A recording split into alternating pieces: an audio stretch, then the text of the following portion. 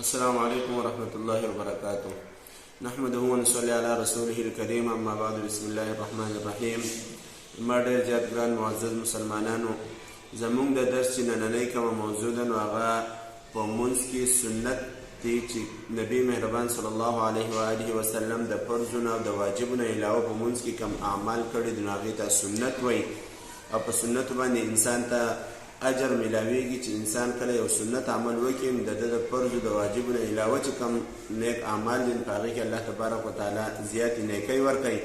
نو هغه په مونځ کې چې کم دی نو په اول نمبر باندې لاس اوچتول دي چې کله انسان په مانځه ودرېږي تکبیر تحریمه وایي نو د غوږونو پورې لاس اوچتول دا چې دی دا سنت دی.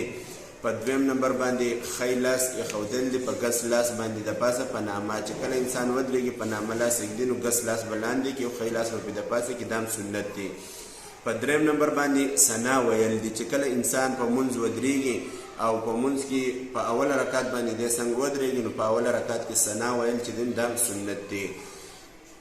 په څلورم نمبر باندې تعوذ ویل دی چې کله انسان تعوذ ووایي نو دی به د شیطان د شر نه په امن کې شي. په پنځم نمبر باندې تسمیه ویل دی چې بسم الله ویل چې کله انسان بسم الله وکړي نو د ده دا کار چې الله تبارک وتعالی به ورله په صحیح طریقه باندې په اسانه سر ته رسوي. په شپږم نمبر باندې آمین ویل دی چې کله انسان سورت فاتحه ووایي او د هغې نه وروسته دی آمین ووایي. په اووم نمبر باندې سمع الله لمن حمیده چې کله د رکوع نه انسان راپاسي په قومه ودرېږي نو دی به سمع الله لمن حمیده وایي.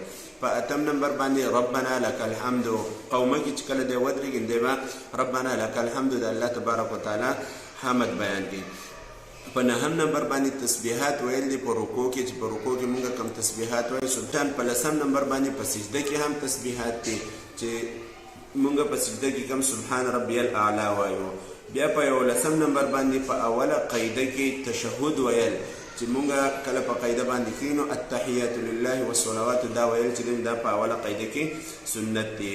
په 12 نمبر باندې په اخره دوه رکعاتونو کې سورۃ فاتحه ویل چې دا هم سنت دی. په 14 نمبر باندې تکبیرات ویل دي چې کله انسان مونځ کوي او د تکبیر تحریمه نه علاوه د نور کم تکبیرات دي نو دا ویل چې دا هم سنت دی.